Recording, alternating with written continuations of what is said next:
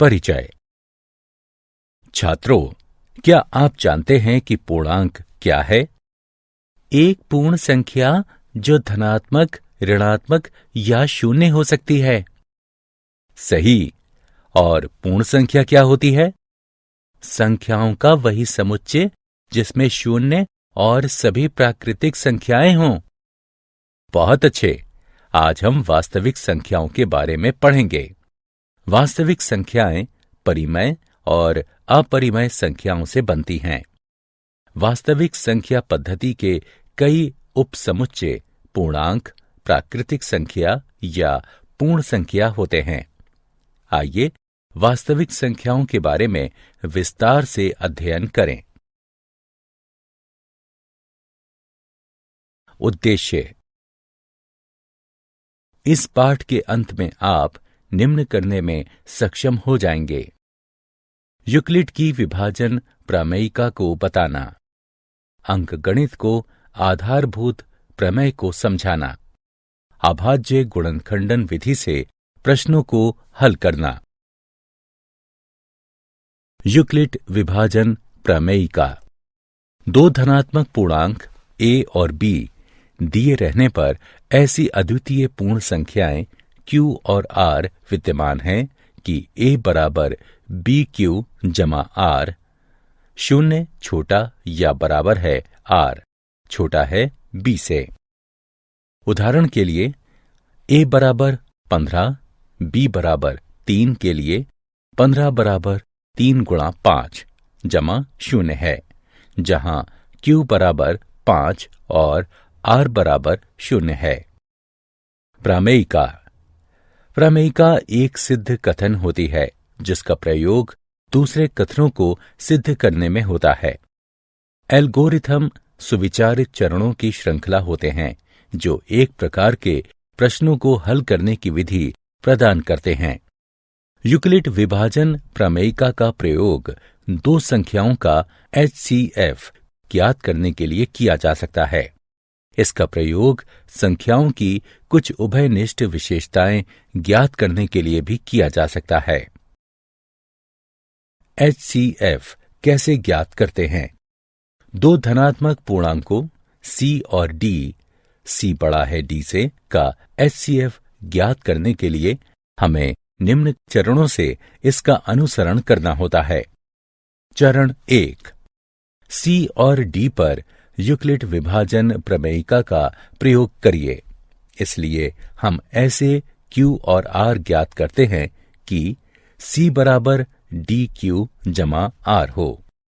चरण 2। यदि R बराबर शून्य है तथा D, C और D का HCF है। यदि R शून्य के बराबर नहीं है तो D और R पर विभाजन प्रमेयिका का प्रयोग कीजिए। चरण 3। इस प्रक्रिया को तब तक जारी रखिए जब तक कि शेषफल शून्य न हो जाए। इसी स्थिति में प्राप्त भाजक ही वांछित HCF है। HCF परिकलन का उदाहरण। आइए यूक्लिड एल्गोरिथम के प्रयोग से 455 और 42 का HCF ज्ञात करें। हल। चूंकि 455 बड़ा है 42 से, इसलिए हम 455 बराबर 42 गुणे 10 जमा 35 प्राप्त करने के लिए 455 और 42 पर यूक्लिड की विभाजन प्रमेयिका का प्रयोग करते हैं।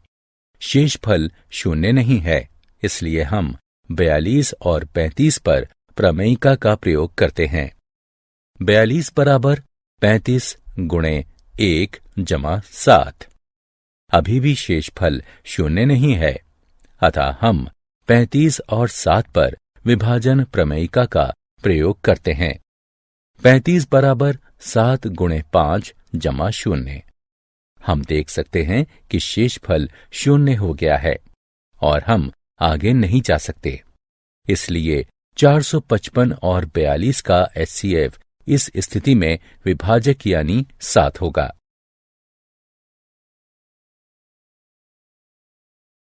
यूक्लिड के प्रमेय का उदाहरण। आइए सिद्ध करें कि प्रत्येक धनात्मक समपूर्णांक 2q के रूप का होता है और प्रत्येक धनात्मक विषम पूर्णांक 2q जमा 1 के रूप का होता है, जहां q कोई पूर्णांक है। हल। मान लीजिए a कोई धनात्मक पूर्णांक है तथा b बराबर 2 है। तब यूक्लिड विभाजन एल्गोरिथम से ऐसे पूर्णांक q और r हैं इस तरह से कि a बराबर 2q जमा r, जहां 0 छोटा या बराबर है, r छोटा है 2 से। अब 0 छोटा या बराबर है, r छोटा है 2 से, अर्थात 0 छोटा या बराबर है, r 0 छोटा या बराबर है 1 से, अर्थात r बराबर 0 या r बराबर 1, चूंकि r एक पूर्णांक है, इसलिए a बराबर 2q या a बराबर 2q जमा 1। यदि a बराबर 2q है तो a एक धनात्मक पूर्णांक है। हम जानते हैं कि धनात्मक पूर्णांक या तो सम या विषम हो सकते हैं, इसलिए कोई भी धनात्मक विषम पूर्णांक 2q जमा 1 के रूप का होगा।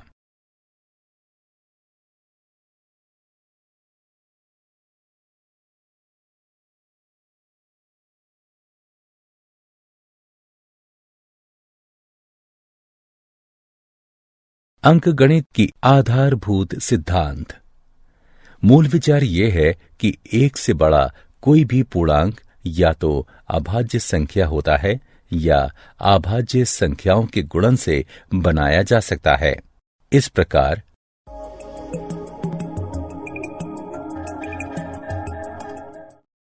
आइए परिभाषा से शुरू करें। 1 से बड़ा कोई भी पूर्णांक या तो अभाज्य संख्या होता है या अभाज्य संख्याओं के अद्वितीय गुणनफल या क्रम को नजरअंदाज करते हुए उसके रूप में लिखा जा सकता है। इन संख्याओं को देखिए।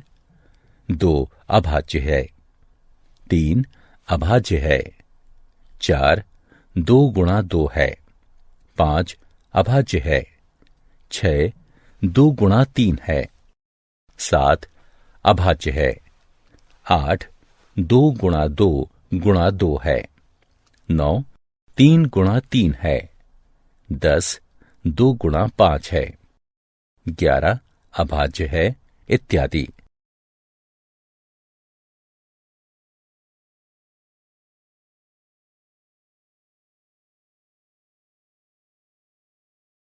एलसीएम और एचसीएफ में संबंध। किन्हीं भी दो धनात्मक पूर्णांकों a और b के लिए एचसीएफ ए बी गुणा एलसीएम ए बी बराबर a गुणा b।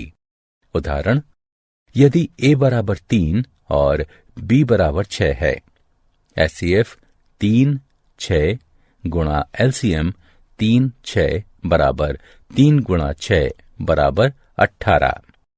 यदि हमारे पास दो धनात्मक पूर्णांकों का एलसीएम है तो हम इस परिणाम को प्रयोग करके उनका एचसीएफ ज्ञात कर सकते हैं। हम किन्हीं दो संख्याओं का एचसीएफ और एलसीएम अभाज्य गुणनखंडन की सहायता से ज्ञात कर सकते हैं। आइए देखें कि कैसे। 510 और 276 का एलसीएम और एचसीएफ ज्ञात कीजिए। 510 बराबर 2 गुणा 3 गुणा 5 गुणा 17। 276 बराबर 2 गुणा 2 गुणा 3 गुणा 23। 510 और 276 के उभयनिष्ठ गुणनखंड 2 और 3 हैं, अतः एचसीएफ बराबर 2 गुणा 3। एलसीएम ज्ञात करने के लिए उभयनिष्ठ गुणनखंडों को एक बार फिर लिखिए और फिर बचे हुए अभाज्य गुणनखंडों को लिखिए और फिर इन दोनों का गुणन कर दीजिए। आपको दी गई संख्या का एलसीएम प्राप्त हो जाएगा। 510 बराबर 2 गुणा 3 गुणा 5 गुणे 17। 276 बराबर 2 गुणा 2 गुणा 3 गुणा 23। उभयनिष्ठ गुणनखंड 2 और 3 हैं और 510 के बचे हुए अभाज्य गुणनखंड 5 गुणा 17 है तथा 276 के बचे हुए अभाज्य गुणनखंड 2 गुणा 23 है। अतः 510 और 276 का एलसीएम है बराबर 2 गुणा 3 गुणा 5 गुणा 17 गुणा 2 गुणा 23 बराबर 23,460। आइए देखें कि एलसीएम और एचसीएफ के गुणनफल और स्वयं उन संख्याओं के गुणनफल में क्या संबंध है। ऊपर के उदाहरण में संख्याओं का गुणनफल बराबर 510 गुणे 276 बराबर 1,40,760। एचसीएफ और एलसीएम का गुणनफल बराबर 23,460 गुणा 6 बराबर 1,40,760। अतः एचसीएफ और एलसीएम का गुणनफल बराबर संख्याओं का गुणनफल दो संख्याओं ए और बी के लिए एचसीएफ ए बी गुणे एलसीएम ए बी बराबर ए गुणा बी। उदाहरण, दो संख्याओं का एलसीएम 126 है। यदि एक संख्या 18 है और संख्याओं का एचसीएफ 2 है तो दूसरी संख्या ज्ञात कीजिए। हम जानते हैं कि दोनों संख्याओं का गुणनफल बराबर होगा उनके एलसीएम और एचसीएफ के गुणनफल के, यानी 18 गुणा x बराबर 126 गुणा 2। यहां x दूसरी संख्या है, यानी x बराबर 126 गुणे 2 बटे 18 है, तो x बराबर 14 होगा।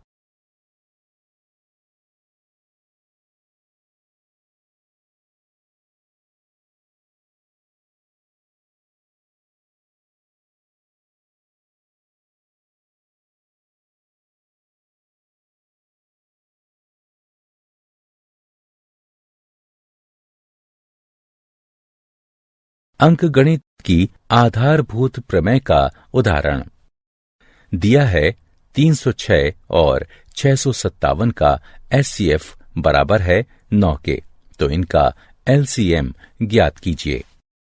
हल, हम जानते हैं कि दो संख्याओं के एचसीएफ और एलसीएम का गुणनफल स्वयं उन संख्याओं के गुणनफल के बराबर होता है।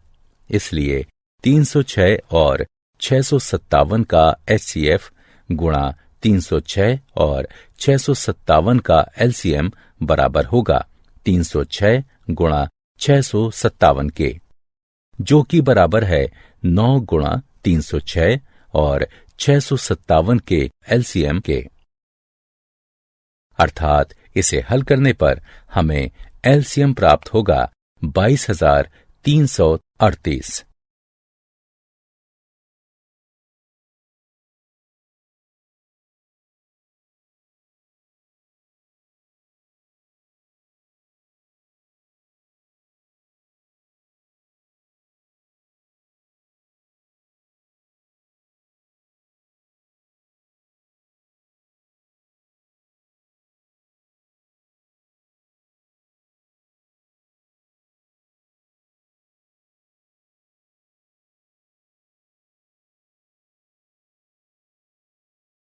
क्या आप जानते हैं 17वीं शताब्दी में सर्वप्रथम डेकार्टे ने बहुपदों के मूल को व्यक्त करने के लिए रियल शब्द का प्रयोग किया और उन्हें इमेजिनरी संख्याओं से अलग किया।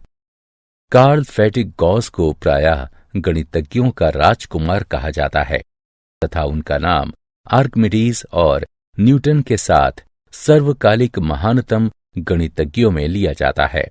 उनका गणित और विज्ञान दोनों में मौलिक योगदान है। सारांश, आइए हमने जो कुछ सीखा है उसे संक्षेप में दोहराएं। यूक्लिड विभाजन प्रमेय का दो धनात्मक पूर्णांक a और b दिए रहने पर ऐसी अद्वितीय पूर्ण संख्याएं q और r विद्यमान है कि A बराबर BQ जमा R, जहां शून्य छोटा या बराबर है R से और B R से बड़ा है। यूक्लिड विभाजन एल्गोरिथम। ये यूक्लिड विभाजन प्रमेयिका पर आधारित है। इसके अनुसार किन्हीं दो धनात्मक पूर्णांकों A और B, जहां B बड़ा है A से, इसका HCF निम्न प्रकार ज्ञात किया जा सकता है। चरण 1, विभाजन प्रमेयिका का प्रयोग करके Q और R ज्ञात कीजिए, जहां A बराबर BQ जमा R, शून्य छोटा या बराबर है, R छोटा है B से। चरण 2, यदि R बराबर शून्य है तो HCF B है। यदि R बराबर नहीं है शून्य के तो B और R पर यूक्लिड प्रमेयिका का प्रयोग कीजिए। चरण 3, इस प्रक्रिया को तब तक दोहराते रहिए जब तक कि शेषफल शून्य ना हो जाए। इस स्थिति में भाजक ही HCF AB होगा। साथ ही HCF AB बराबर HCF BR। अंकगणित की आधारभूत प्रमेय। प्रत्येक भाज्य संख्या को अभाज्य संख्याओं के एक गुणनफल के रूप में व्यक्त किया जा सकता है तथा यह गुणनखंडन अभाज्य गुणनखंडों के आने वाले क्रम के बिना अद्वितीय होता है।